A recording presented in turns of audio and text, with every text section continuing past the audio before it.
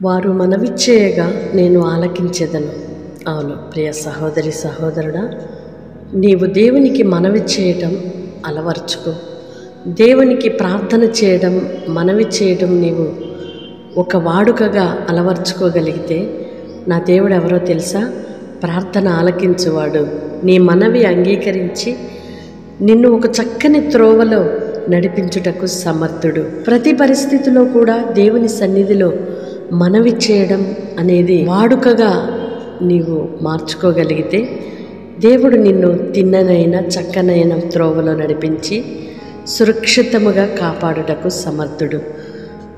కొన్ని సందర్భాల్లో మనం అనుకుంటాము, నేను చేయగలను, నాకు తెలుసు కదా, నాకు అట్టి సామర్థ్యత ఉంది కదా అని దేవుని శక్తిని ఆశ్రయించకుండానే దేవుడే చూసుకుంటాడు అనే ఒక ఆలోచన ఉన్నప్పటికీ మనవి చేయకపోవటం వలన, అందుకే యాకోబు పత్రికకారుడు అంటున్నాడు, మీరు అడగనందున పొందలేకపోతున్నారు అని. అడగడం, దేవుని సన్నిధిలో మనవి చేయడం, దేవుని సన్నిధిలో ప్రతి పరిస్థితిని, దేవుని యొక్క సలహాను, ఆలోచనను అడగడం అనేది మనము అలవాటు చేసుకున్నప్పుడు ఆయన మనకు చక్కని త్రోవను బయలుపరిచి సరి అయిన ఆలోచన ఇచ్చి సురక్షితమైన మార్గంలో నిన్ను నడిపించే దేవుడై ఉన్నాడు. కనుక ఇంతవరకు నీవు కొన్ని విషయాలు అడగలేకపోతున్నావా దేవుణ్ణి? కొన్ని విషయాలే దేవుని సన్నిధిలో మనవి చేస్తున్నావా? కొన్ని పర్వాలేదులే అనుకుంటున్నావా? ఇది కూడా దేవునికి చెప్పాలా అనుకుంటున్నావా? ఆయనకు అన్నీ తెలుసు కదా అనుకుంటున్నావా? ఇకనైనా, ఇప్పటి నుండైనా ప్రతి విషయంలో దేవుని సన్నిధిలో మనవి చేయడం అనేది నువ్వు ప్రారంభిస్తే ఆయన నీకు చక్కని ఆలోచన, చక్కని జవాబునిచ్చి నీ పాదము ఇరుకున పడకుండా సరి అయిన నిర్ణయాలతో నడిపించుటకు సమర్థుడైన దేవుడు. అట్టి కృప మనమందరం కలిగి ఉందుముగాక. ఆమేన్. పరిశుద్ధుడైన దేవా, ప్రేమ కలిగిన తండ్రి, మీకు స్తోత్రాలు చెల్లిస్తున్నామయ్యా. ఇంతవరకు మీ కృపలో మమ్మలను భద్రపరిచి మరొక నూతన దినాన్ని మా జీవితంలో ఇచ్చారు నాన్న. మేము మనవి చేయుచుండగానే మీరు ఆలకించి జవాబిస్తున్న దేవుడవయ్యా. కొన్ని సందర్భాల్లో మేము మీ సన్నిధిని నిర్లక్ష్యం చేసి, కొన్ని విషయాల్లో మీ సన్నిధిని అడగనందువలన మేము పొందుకోలేకపోతున్నామని మీ లేఖనాధారముగా గ్రహిస్తున్నామయ్యా, ప్రార్థిస్తున్నాము. మీరు కనికరించండి, కృప చూపండి అయ్యా. మీ స్తోత్రాలు చెల్లిస్తున్నాం. నీ బిడ్డలు ఇంతవరకు మిమ్ములను అడగనందువలన కొన్ని లోపములు కలిగి జీవిస్తుంటే ఇప్పుడే వారు మార్పు చెందుదురుగాక. మిమ్ములను అడగనందువలన, మనవి చేయనందువలన నష్టాలలో వారు పయనిస్తుంటే ఇప్పుడే మార్పు చెందుదురుగాక. ప్రార్థించే కృపచేత నింపండి. ప్రార్థనా కృప, ప్రార్థనాత్మతో మీరు నింపండి నాన్న. మీ స్తోత్రాలు చెల్లిస్తున్నాం.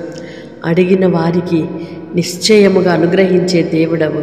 అది మంచిది, ఉత్తమమైనది, శ్రేష్టమైనది, మేలైనది నీవు చేసే దేవుడవని మీ చేతులకు అప్పగించుకొని ప్రార్థించే కృప దయచేయమని వేడుకుంటున్నామయ్యా. మీ స్తోత్రాలు చెల్లిస్తున్నాము తండ్రి.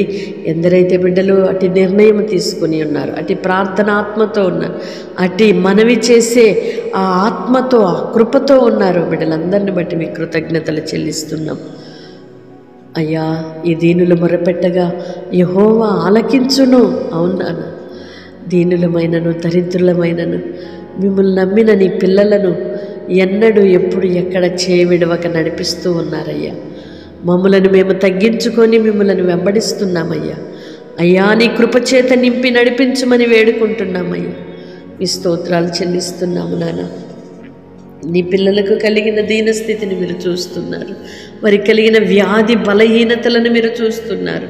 వారికి కలిగిన శత్రు పోరాటాలను మీరు చూస్తున్నారయ్యా. వారికి కలిగిన భేదాభిప్రాయాలు మీరు చూస్తున్నారు. వారి వ్యాధ్యములను మీరు చూస్తున్నారయ్యా. ప్రతి విషయంలో కూడా తండ్రిగా, న్యాయాధిపతిగా, తల్లి వల్లే మీరుండి క్రియ చేయమని వేడుకుంటున్నామయ్యా. నిరాధారులుగా ఉన్న నీ పిల్లలను చేయి విడవద్దు, దాటి వెళ్ళొద్దయ్యా. మీరు కనికరించండి, కృప చూపండి. మమ్ములను మీ చేతులకు అప్పగిస్తున్నాము నాయన. మానక మిమ్ములను వెంబడిస్తున్న నీ పిల్లల జీవితాలలో గొప్ప కార్యములు చూచుదుముగాక నాన్న. మీ సాహస కార్యములు వారి జీవితాలలో జరగడం నిశ్చయముగా మేము చూసి మిమ్మల్ని మహిమపరచునంతగా దీవించమని ప్రార్థనలు ఏకీభవిస్తున్న ప్రతి కుటుంబాన్ని మీరు దీవించండి. ఈ పరిచర్యలో ఉన్న ప్రతి కుటుంబాన్ని మీరు దీవించండి.